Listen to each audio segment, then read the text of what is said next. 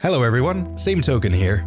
Halo Infinite has been delayed for almost a year, but why? And should we be concerned?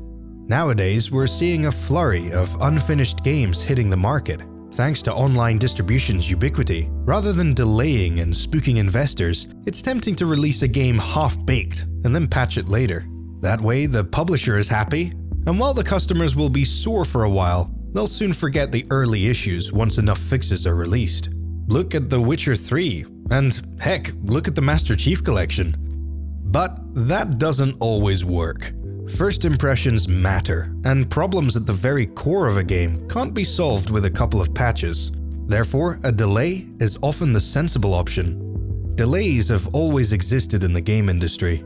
Bungie had to delay almost all of their early games at least once, something you can find out more about in my Before Halo series by clicking on the pop-out banner in the corner. There is a wide variety of reasons why delaying might make sense, ranging from more polish to bug fixes and even to massive overhauls. So then, what is the deal with Halo Infinite's year-long delay?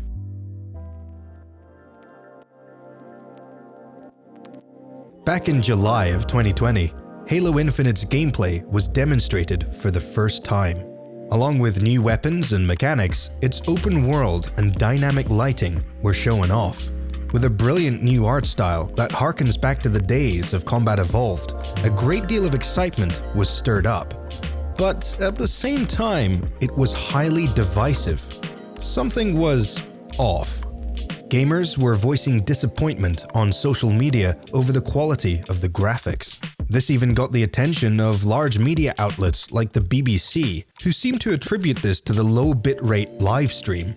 They thought all would be solved once the high-quality upload hit YouTube. However, it wasn't quite that simple.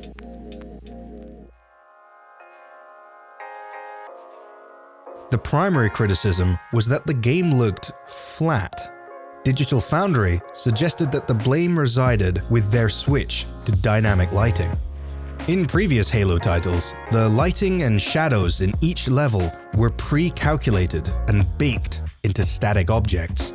Conversely, dynamic lighting calculates all lighting and shadows in real time.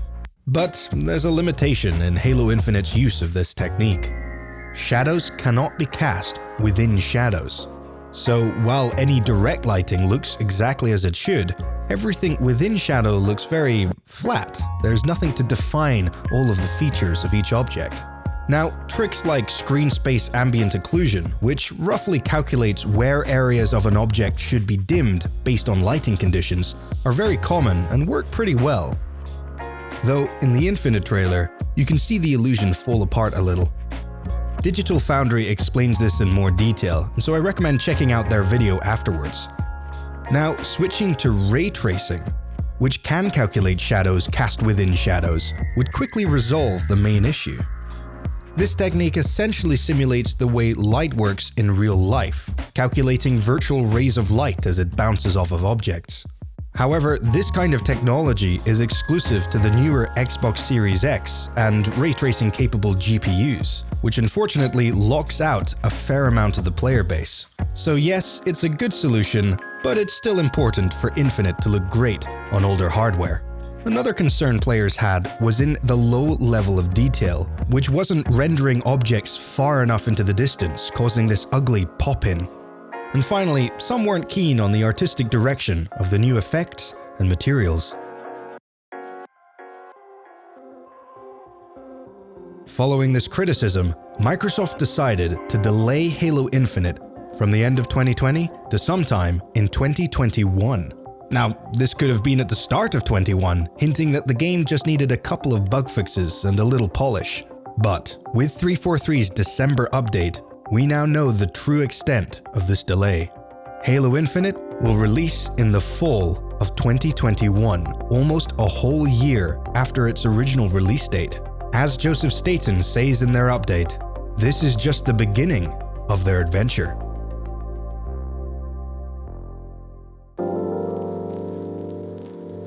In their December update, 343's art and graphics departments acknowledged the community feedback to their July trailer, suggesting that they didn't feel it was of the quality that they had expected internally. Since then, the graphics team have been making improvements to areas such as global illumination, ambient occlusion, shadows, and volumetric lighting. And so, as we uncovered earlier, improvements in ambient occlusion in its ability to shade objects that are in shadow could go far in solving the flat look of the trailer. And they've also addressed the level of detail pop-in and texture quality issues. Over on the art side, they're still making improvements across disciplines like environment, weapons, and effects. With this, they're attempting to add more punch to the image, while using new sharpening processes to improve the look of textures. So far then, it sounds as though they've listened to fan feedback and acted on it, which is great. And in terms of work still to be done, they have a team that is polishing up the last bits of feature work on lighting, and another group optimizing the rendering pipeline to improve performance across all platforms, hopefully stepping away from a release like Cyberpunk 2077, which was, charming on older consoles.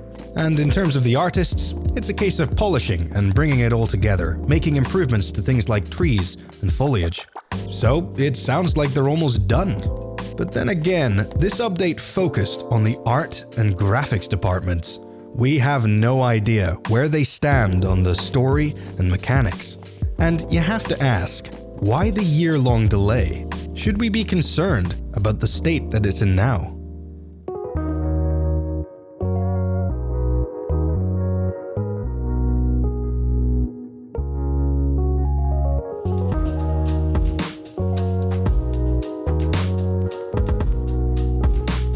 It's important to note that the length of a game delay isn't always indicative of success or failure. Mass Effect Andromeda only needed to be delayed by several months, suggesting it was already almost finished, and yet it fell pretty flat due to issues at the core of its experience. And then at the other end of the spectrum, Duke Nukem Forever was delayed for a whopping 14 years, only for it to be slaughtered by critics and players alike on release. Then there's Half-Life 2, delayed for a whole year and yet released to critical acclaim. Just before its delay, developer Valve was reassuring fans that the game would ship on time, only for a leak to reveal that they were actually nowhere near finished. And yet, this didn't stop it from becoming one of the most influential FPS games of its time.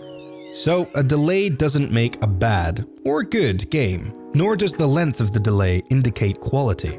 The fact Infinite is delayed at all suggests Microsoft and 343 think it's worth giving it more time, just as Valve did for Half-Life 2. However, we should consider the reasoning for the delay. Half-Life 2 was still far from completion when the decision was made, and we only know that was the case because of the leaks. Before they admitted to the game's early state, Valve were showing off features in heavily scripted trailers, saying, yep, this is all almost done. Equally now, it's hard to know where Halo Infinite stands as a complete product. 343 were happy to share the improvements they've made graphically, which addresses many of the concerns of the trailer, but a lot can change in a year, especially in other areas such as story, and this may be influenced by the switch-up of management at 343.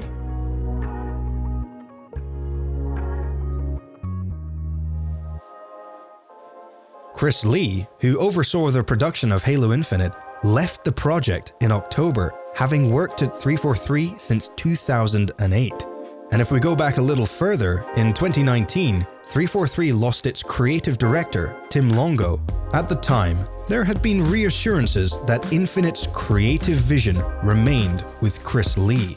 But now, that's no longer the case. Lee is gone.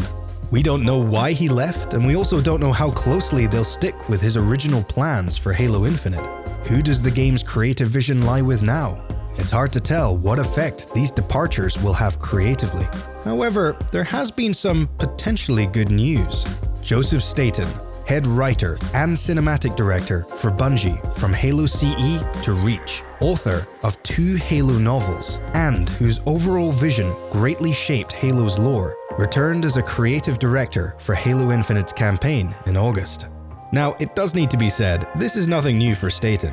As a senior creative director at Xbox Game Studios, Staten has been jumping from studio to studio, assisting them with his experience as a veteran of the industry.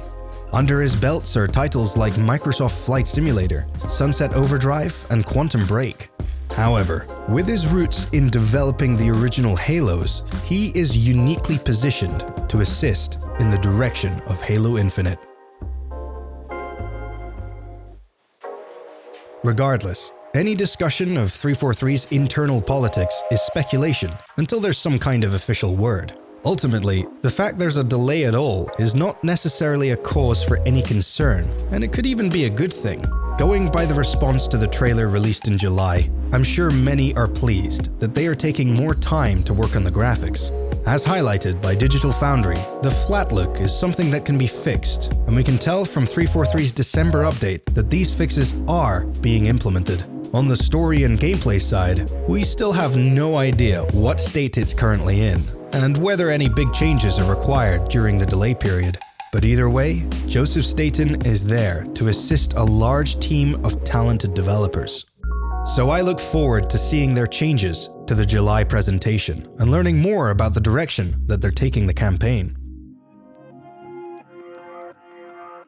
Coming from the outside in, Staten says he played the entire campaign twice and felt that it realized the initial vision they had with Combat Evolved. He could feel the 30-second combat loop beating at its heart, except this time with increased mobility. And with Insider Flighting taking place next year, we'll get to see all this firsthand before the game's release. At this point, it looks like Halo Infinite is in a better place than it was a few months ago. So, thank you so much for watching. If you enjoyed, be sure to leave a like and subscribe and hit the bell icon for more Halo content. Stay safe out there, and I'll catch you next time.